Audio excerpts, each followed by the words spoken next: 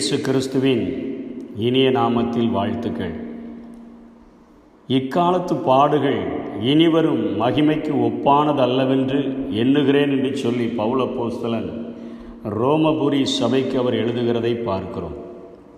இன்றைக்கு ஆண்டவரை பின்பற்றுகிற ஜனங்களின் மத்தியிலே இயேசு கிறிஸ்துவை தங்கள் தெய்வமாக கொண்டு வழிபடுகிற ஜனங்களின் மத்தியிலே காணப்படுகிற ஒரு காரியம், இயேசு கிறிஸ்துவை பின்பற்றினால் பாடுகள் இராது, உபத்திரவங்கள் இராது, வேதனைகள் இராது, கஷ்டங்கள் இராது, நஷ்டங்கள் இராது என்கிற ஒரு காரியங்கள் தவறாக போதிக்கப்பட்டிருக்கிறபடியினாலே அவர்கள் ஆண்டவரிடத்தில் இந்த உலக பிரகாரமான ஆசீர்வாதங்களுக்கென்று அவர்கள் வருகிறபடியினாலே அவர்களுக்கு பாடுகள் வரும்பொழுது சோர்ந்து போகிறவர்களாக, பலனற்றவர்களாக மாறி அவருடைய கைகள் நெகிழ்ந்த கைகளாகவும் அவருடைய முழங்கால்கள் தள்ளாடுகிற முழங்கால்களாகவும் மாறுவிடுகிற ஒரு அவல நிலையை இன்றைக்கு ஆண்டவரை பின்பற்றுகிற சமுதாயத்தின் மத்தியிலே நாம் காண்கிறோம்.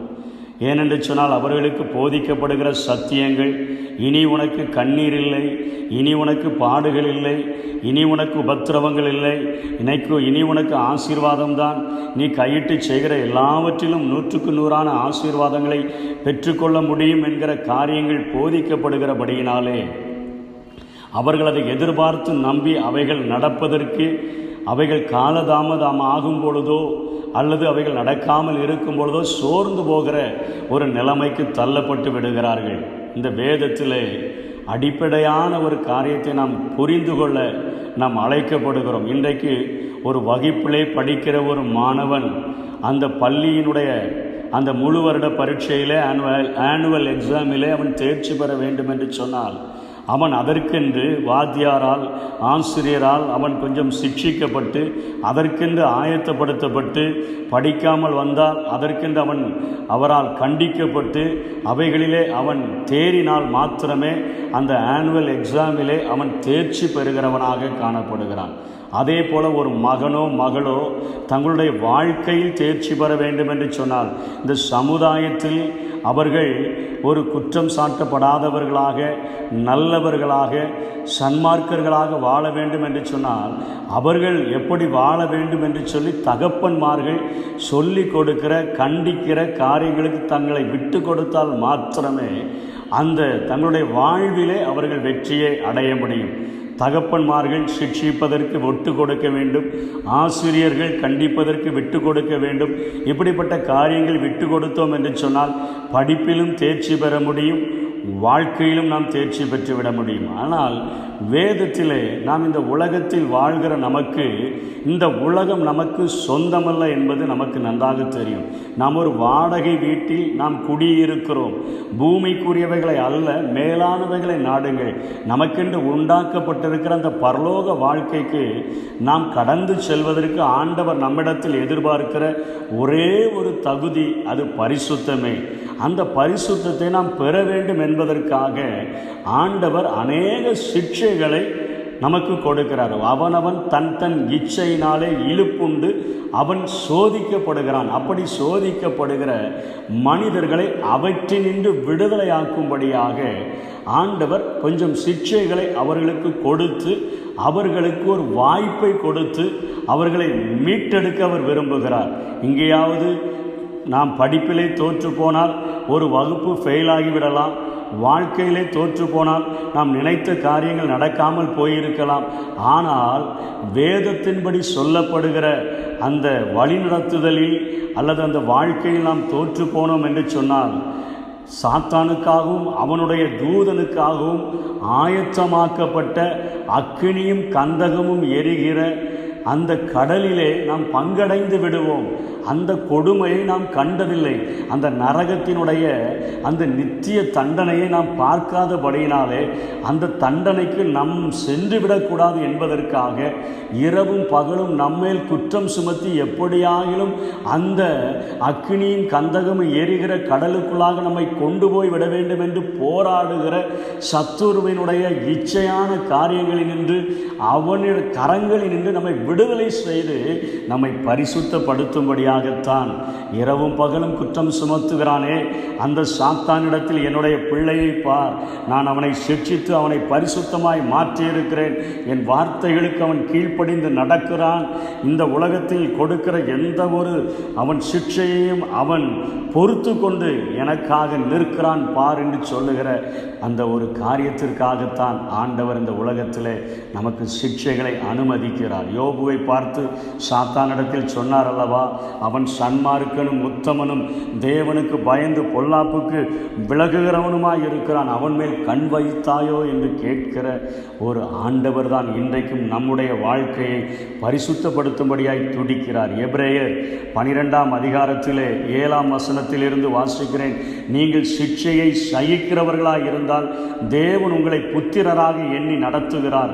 தகப்பன் சிக்ஷியாத புத்திரன் உண்டோ? எல்லாருக்கும் கிடைக்கும் சிக்ஷை உங்களுக்கு கிடையாதிருந்தால் நீங்கள் புத்திரராயிராமல் தேசி பிள்ளைகளாய் இருப்பீர்களே. அன்றியும் நம்முடைய சரீரத்தின் தகப்பன்மார்கள் நம்மை சிக்ஷிக்கும் போது அவர்களுக்கு நாம் அஞ்சி நடந்திருக்க நாம் பிழைக்கத்தக்கதாக ஆவிகளின் பிதாவுக்கு வெகு அதிகமாய் அடங்கி நடக்க வேண்டும் அல்லவா? அவர்கள் தங்களுக்கு நலமென்று தோன்றியபடி கொஞ்ச காலம் சிக்ஷித்தார்கள். இவரோ தம்முடைய பரிசுத்தத்துக்கு நாம் பங்குள்ளவர்களாகும் பொருட்டு நம்முடைய பிரயோஜனத்திற்காகவே நம்மை சிக்ஷிக்கிறார். எந்த சிக்ஷையும் தற்காலத்தில் சந்தோஷமாய் காணாமல் துக்கமாய் காணும். ஆனாலும் ஆகிலும் பிற்காலத்தில் அதில் பழகியவர்களுக்கு அது நீதியாகிய சமாதான பலனை தரும். ஆகையால் நெகிழ்ந்த கைகளையும் தளர்ந்த முழங்கால்களையும் நீங்கள் திரும்ப நிமிர்த்தி முடமாயிருக்கிறது பிசகி போகாமல் சொஸ்தமாகும்படிக்கு உங்கள் பாதங்களுக்கு வழிகளை செவைப்படுத்துங்கள் என்று சொல்லி இங்கே எபிரேய ஆக்கியம் எழுதுகிறதை பார்க்கிறோம். தகப்பன்மார்கள் தங்களுக்கு பலன் இருக்கிற வரையிலும் கொஞ்ச காலம் சிக்ஷித்து பார்க்கிறார்கள். கொஞ்ச காலம் நம்ம அடிக்கிறார்கள். அடிக்கும்போது வலிக்கத்தான் செய்யும். தண்டனைகள் கொடுக்கும் பொழுது வலிக்கத்தான் செய்யும். அவர்கள் பேசாமல் இருக்கும் பொழுது இருதயம் வலிக்கத்தான் செய்யும்.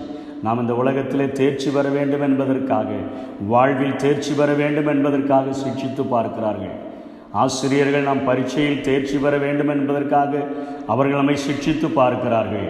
கொஞ்ச காலம் சிக்ஷிக்கிறார்கள். இவரோ தம்முடைய பரிசுத்தத்திற்கு நாம் பங்குள்ளவர்களாய் மாறுகிற வரையிலும் அந்த நரக தண்டனை இந்த பூமியில் நம்ம படுகிற சிக்ஷையினால் உண்டாகிற வேதனையை விட அதிகமாயிருக்கும் என்பதை உணர்ந்தவராக எல்லா பாவங்களையும் தன்மேல் போட்டுக்கொண்டு கல்வாரி சிலுவையில் தன்னை நொறுக்கும்படியாய் ஒப்பு கொடுத்தாரே, அதற்கு ஒரே ஒரு காரணம், அந்த 2ஆம் மரணமாகிய அக்கினியும் கந்தகமும் எரிகிற அந்த கடலிலே என் ஜனங்கள் பங்கடைந்து விடக்கூடாது, அவர்களை மீட்டெடுக்க வேண்டும். ஆகவே இந்த பூமியிலேயே அவர்களை நான் சிக்ஷைக்குட்படுத்தி அவர்களை கொஞ்சம் நான் அவர்களை தட்டி கொஞ்சம் அவர்களை நிமிர்த்தி அவர்களுக்கு கொஞ்சம் தண்டனைகளை கொடுத்து இந்த பூமியிலேயே அவர்களை பரிசுத்தமாய் மாற்றி அந்த நித்திய வாழ்க்கைக்கு, பரலோக ராஜ்ய வாழ்க்கைக்கு நான் ஆயத்தப்படுத்தி விடுவேன் என்கிற ஒரு ஆசையில்தான், ஒரு வாஞ்சையில்தான், ஒரு விருப்பத்தில்தான் ஆண்டவர் நம்மோடு கூட இப்படிப்பட்ட சிக்ஷைகளை அனுமதித்து நாம் தண்டனையிலிருந்து நாம் விடுதலையாக வேண்டும் என்று அவர் விரும்புகிறார். மகா பெரிய கொடிய தண்டனை இந்த பூமியில் நாம் படுகிற பாடுகள் எல்லாம் அதனோடு கம்பேர் பண்ணும் பொழுது தான் இக்காலத்து பாடுகள் இந்த இனி வருகிற மகிமைக்கு ஒப்பானதல்ல. இந்த பாடுகளை படலன்னு சொன்னால் நரக தண்டனைக்கு நாம் போய்விடுவோம் என்பதற்காகத்தான் இந்த உலகத்தில் நாம் தாங்கிக் கொள்ளுகிற அளவிற்குத்தான் அவர் நமக்கு பாடுகளை அனுமதிக்கிறார். திராணிக்கு மிஞ்சி சோதிக்கிற ஒரு ஆண்டவர் அல்ல. நம்முடைய திராணிக்கு மேலாக சோதிக்கப்படுகிறதற்கு அவர் இடம் கொடுக்கிறவரும் அல்ல. இந்த பூமியில் சின்ன சின்ன பிரச்சனைகள், சின்ன சின்ன போராட்டங்கள், நெருக்கங்கள், உபத்திரவங்கள் வரும்பொழுது நாம் ஆண்டவரிடத்தில் நெருங்கி கொண்டு, ஆண்டவரே என்னுடைய முடமாயிருக்கிறது பிசகி போகாமல் சொஸ்தமாகும்படிக்கு ஆண்டவரே நெகிழ்ந்த கைகளையும் தளர்ந்த முழங்கால்களையும் நான் திரும்ப நிமிர்த்தி உம்முடைய சன்னிதானத்தில் வந்து நிற்கிறேன் என்று ஜெபித்தோம் என்று சொன்னால், இந்த பாடுகளை சகித்து கொண்டோம் என்று சொன்னால் பரமன் இயேசுவோடு ஒரு ஆளுகிற அதிகாரத்தை நாம் பெற்றுக்கொள்ள முடியும். 2ஆம் மரணமாகிய அந்த அக்கினியும் கந்தகமும் எரிகிற அந்த நித்திய தண்டனையிலிருந்து நாம் விடுதலை பெற முடியும். அப்படிப்பட்ட கிருபைகளை தேவன் தந்தருள்வாராக. ஆமென். அதிவிரைவில் நீங்கும் இந்த உபத்திரவம் அதிகமான கன மகிமை உண்டாக்கும். காண்கின்ற எல்லாமே அனித்தியம், காண்கின்ற எல்லாமே அனித்தியம், காணாதவைகளோ நித்தியம், காணாதவைகளோ நித்தியம். இயேசுவின் கரங்களை பற்றிக் கொண்டேன், நான் இயேசுவின் கரங்களை பற்றிக் கொண்டேன்.